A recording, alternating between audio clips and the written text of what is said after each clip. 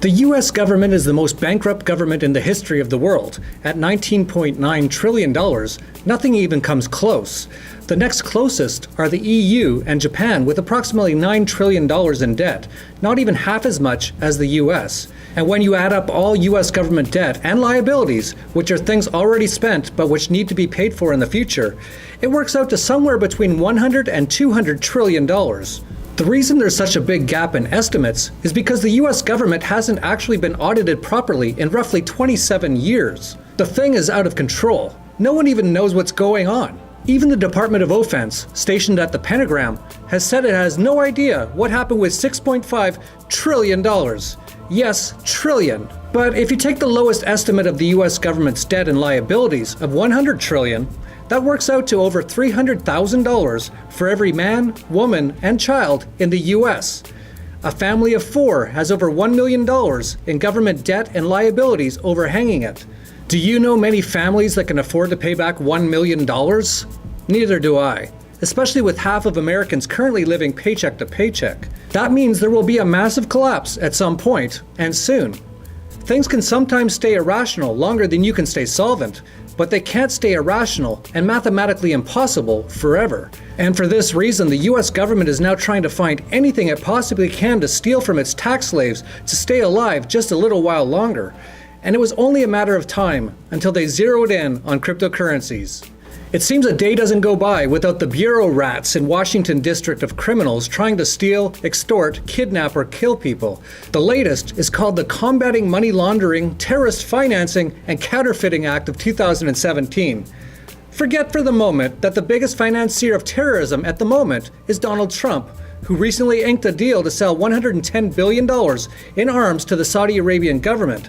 The Saudi government, that was intricately involved in 9/11, chops people's heads off regularly and is currently committing genocide in Yemen. Also forget that money laundering is a euphemism for extortion evasion. And forget also that the biggest counterfeiter in the world is the Federal Reserve, which prints up trillions of dollars and gives it to their banker friends regularly. Forgetting all that, the new bill aims in part to extend sentences from 5 to 10 years in prison for US citizens who are caught transporting more than $10,000 in cash without filling out the proper declaration paperwork. It's called civil asset forfeiture, and surprise, surprise, there's nothing civil about it. It's really just another term for legalized larceny. It gives road pirates the authority to plunder all your booty, no warrant, no trial, and no due process required. This bill takes a further step to target Bitcoin and wants to put any business which issues cryptocurrency under this umbrella of anti-money laundering regulations. Plus, Bitcoin is included in the list of monetary instruments that must be reported when entering or leaving the USSA. The funny part is, Bitcoin and other cryptocurrencies actually exist nowhere. When you own Bitcoin, you don't actually have the Bitcoin sitting in your pocket or in your house. What you have is a key to a ledger with which you can then send Bitcoin to other people, but you never physically hold it. That's what makes this new bill ridiculous. They want you to declare your cryptocurrencies you are holding when you physically cross their imaginary line, which they call a border. The government just has no clue how to deal with cryptocurrencies. Governments are based on one thing: violence. They know how to extort, rob, kidnap, threaten, and kill people. What they don't know how to do is to steal your cryptocurrency, because they can't. And that's why we love cryptocurrencies. You know who hates cryptocurrencies? Governments and central banks. Here's more proof. Most recently, the head of the German central bank, Jens Weidmann, took a jab at cryptocurrencies like Bitcoin, claiming that if anything, the use of them will worsen the next financial crisis. Wait. How does he know there's an upcoming financial crisis? Well, that's because it's baked in the cake. He stated, to paraphrase, that digital currencies, whose flow cannot be blocked by conventional means, make an instant bank run far more likely. And in creating the conditions for a run on bank deposits, lenders would be short of liquidity and struggle to make loans. Am I the only one who doesn't see a problem with that? That's exactly what should happen, so that people wake up to the fact that their money is not safe in fractional reserve banks. Then Weidmann continued to explain that if existing banking payment systems could just be made more efficient, then that would stop the public from flocking to cryptocurrencies. He clearly doesn't understand why people love cryptocurrencies. Nor does he understand just how evil central banking is. Sure, cryptos are more efficient than wire transfers in many cases, but that is absolutely not the sole reason people use them.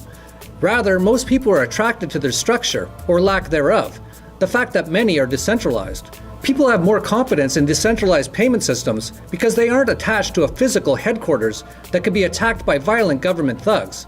And furthermore, cryptocurrencies cannot be inflated at will behind closed doors by a cabal of communist-style central planners. People also seem to like that a lot. Jens Weidmann believes cryptocurrencies will make the upcoming planned financial crisis worse than it would have been otherwise because many people will pull out of the banking system and into cryptocurrencies. If so, expect cryptocurrencies to skyrocket in the next crisis.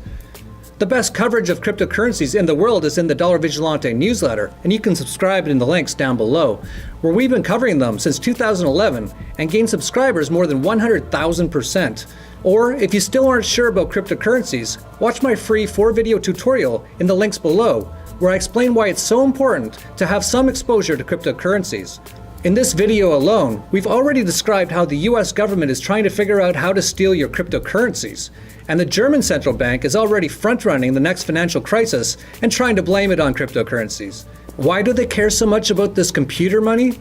Because it has the potential to destroy governments and central banks completely, and we wish it all the best of luck. Getting and staying rich requires two things: getting involved early enough on a trend where you can be almost certain of huge exponential returns, and protecting your gains from taxation, inflation, confiscation, theft, and lawsuits. Thanks to the cutting-edge technology Bitcoin, the nationless private banking system offers real opportunities for both. Learn how the nationless private banking system provides a platform for amazing profit over the next decade, while protecting your current savings from a collapsing dollar for free. Click on the link for more information, and for a limited time, learn how to qualify for a deposit of $50 worth of Bitcoin to your private bank account.